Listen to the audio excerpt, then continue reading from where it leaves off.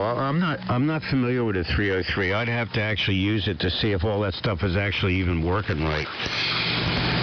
But with these Hammerlins, you can shift the frequency, see? With the Q multiplier and the slot frequency adjustment, you can move the passband up or down. And when those guys are down on 380, you shift the passband up. It almost works like the SDR does by shifting the passband. It's a much more rudimentary way to do it. But as you shift the frequency up, and then you can narrow it down, you can follow it to narrow it as narrow as you want. It can be very, very effective. And because see, this 160 only has one bandwidth. You know, it's just the LC bandwidth of the IF strip, so it utilizes Q multipliers, and that was big back in the day. You could buy external Q multipliers. I have an external Heath kit laying around here somewhere, and you could actually add those to receivers. But all that stuff is for battle mode. Of course, it's going to affect your audio a little bit. But if you don't have any of that stuff and you got real wideband audio, you're lost when there's QRM. I mean, you got to shut your radio off and put television on, because those radios like that are fine if there's nobody else in there. Okay, and they have real wide audio and they just sound great. But man, when there's QRM and stuff, you just can't do nothing about it. You might as well just shut your radio off and put TV on. Yeah, agreed. And I mean, yeah, the videos you sent me, you can really, really see a big difference when the Q multiplier was on and when the Q multiplier was off. Like I said, I don't know if it's, I haven't really messed with it much on the 303. It does something, it seems to help, but the way I was reading it in the manual, you can basically select like where in the passband you want to listen to, you know what I mean? So I was able to, knock the QRM out, but it would have a really big effect on the station that I was trying to receive, more so than what I was seeing on your receiver. I have to read the manual again. Maybe I'll send you a snippet of it, and you could, you can look it over. But it does work.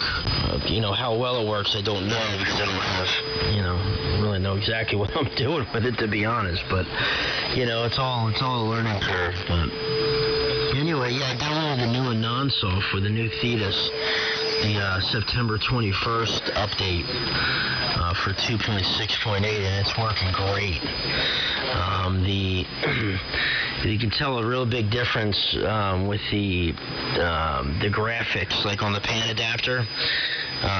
They did, I guess, some work with the graphics on the pan adapter, so everything is really super smooth, and I mean, it's like almost like a night and day difference with how much better the pan adapter looks now than what it did before.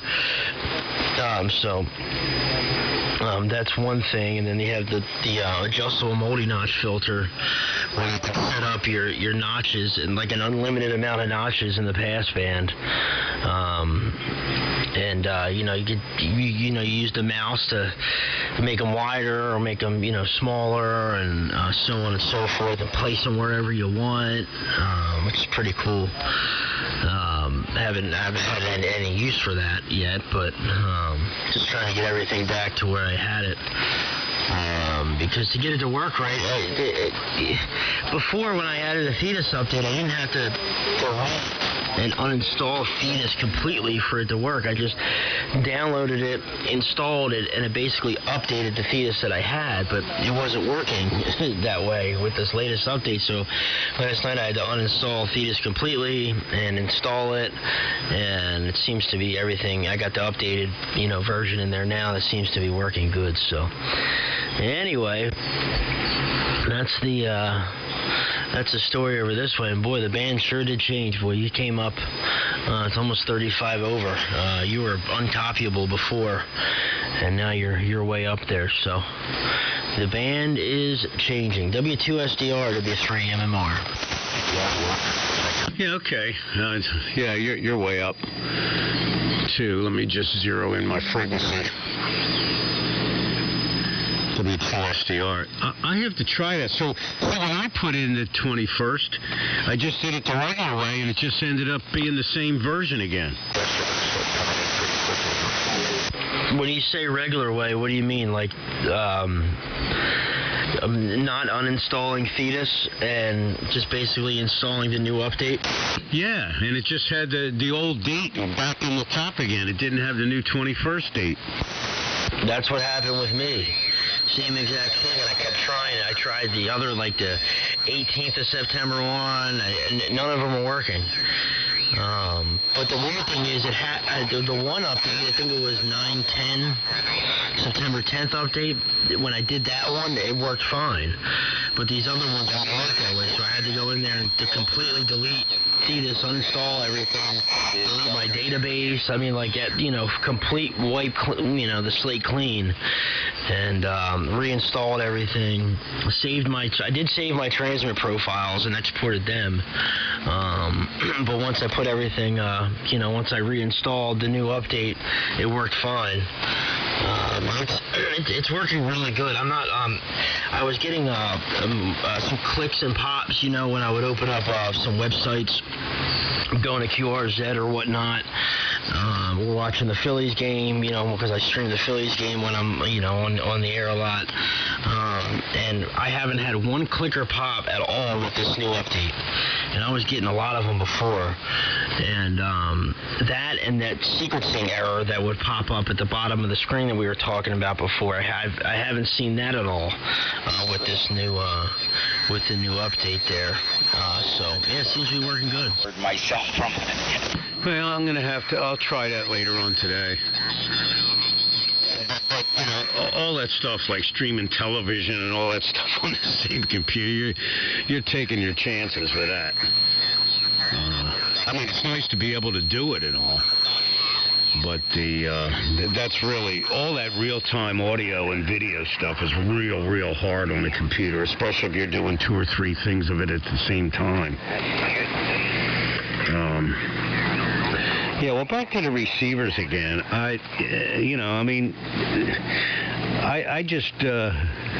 It's fine to have a real wideband receiver and all the rest of that, but those folks with that stuff, they pale when it comes to QRM conditions. They disappear because they can't be on. And I have one of those DX160s, those Radio Shack receivers. It's capable of really good audio. But they're only one step above a detector diode and an amplifier because they're broad as a barn door. And they overload extremely easy. But under the right conditions, like late afternoon conditions when everybody's 40 over and there's nobody 5 KC away, they're okay. A morning like this morning? Forget it. That's why you don't hear them on. Because they can't be part of it. So, I always go, everything in this life, especially this hobby, is a compromise. Antennas are compromises, radios are compromises, and it's good to have a happy medium in there that you can do a little bit of both and sway from one side to the other, or else you'll have to have 3 or 4 receivers lined up and kind of switch around between them on the fly, which is kind of a ridiculous thing to do. So, but you can get the hang of those knobs. A lot of knobs on these receivers, and back in the day, if they're working properly, they're very effective.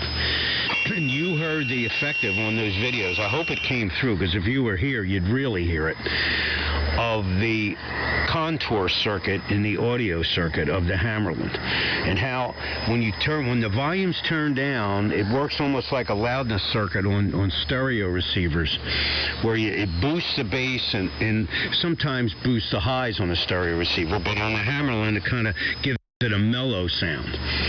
And the more you turn up the audio gain, it'll limit the bass and peak up the high mid-range to pull people out. And, now, is that a drawback? I don't think it is. Because then I'll fool with the sensitivity control. I'll turn that sensitivity down so I can get a higher range on the audio, and it peaks the guy, that weak guy in Texas. It brings him right out. Now, if I tore all that stuff out of there, I wouldn't be able to do that. Okay, so here am I sitting, well, the guy's not 40 over in Texas, so I'm not going to be able to hear him really well. I pulled him out with virtually no QRM. And that's the advantage. I better turn my drive down here. So, I figured Hammerland, they were some of those engineers there were probably pretty knowledgeable. I wouldn't say they were cab drivers.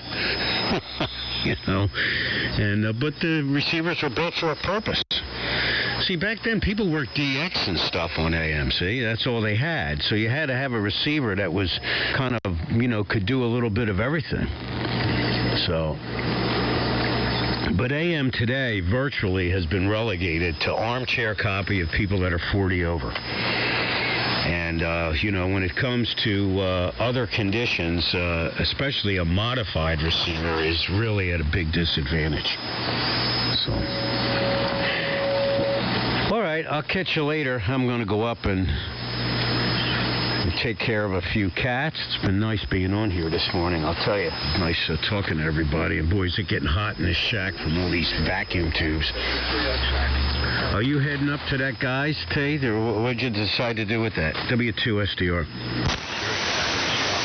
W3MMR. No, I decided not to go. Gonna call him here in a bit and let him know I'm not coming. The only reason, it's not really the gas or the money, it's just, I don't want to take my truck that far. I just don't feel like, anything happening. I'm sure my truck will be fine, I just don't feel like dealing with anything, that would happen.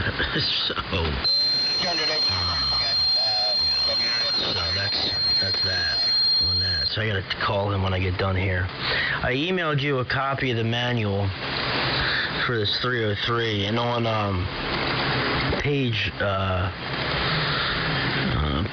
2 and page 3 has the Q multiplier information. Then it has page 3 has a chart on the IF and Q multiplier selectivity characteristics and so on and so forth. So you should get an idea on how it works on this receiver there. So maybe you can, after if you have a chance to read it, you might have some insight on that. But yeah, it was good to hear you this morning. I wish I would have got up maybe a little earlier, but it's my day off, so I figured, what the heck, I'll sleep in a little bit. I gotta go run down and get the dog here in a minute. And like I said, it was nice calling you guys on this morning. Good group in there. And he's using a QR code to run about 50 watts into his... Yeah, I'm sure we'll chat throughout the day. Last Phillies game's on at 3 o'clock. They won last night, 9-3. And the last game of the season is on tonight, so I'll be watching that this afternoon. Anyway, have a good one there, Pop. Sounding great on the 101 as always. And we'll talk to you a little bit later. W2SDR 73 W3MMR. Good talk to Steve. Yeah, okay, Perry. Well, it's been a pleasure using this 160 because it's got, I got a lot of knobs on it. The FT101 has got a great receiver, but it's just 6 kilohertz, and there's no adjustments. There's no Q multiplier, there's no width adjustment, there's no slot frequency adjustment, there's none of it.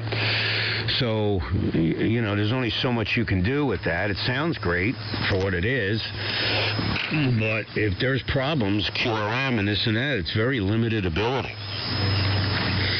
And if you want like I told you before, I can post an ad on the reflector for the radio club for, say, vintage Hammerlin receivers, 129, 129X, 140, 150, vintage Hammerlin receivers wanted.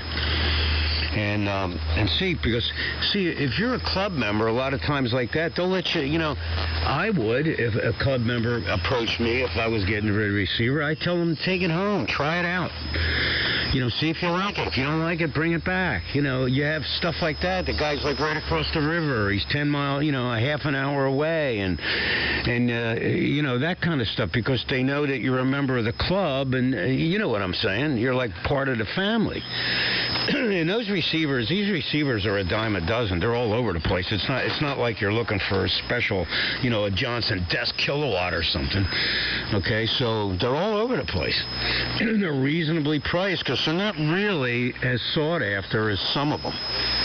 And you know what a good receiver is, because you've got a great receiver, so you'll be able to use it. And I think that would be a much better way to do it.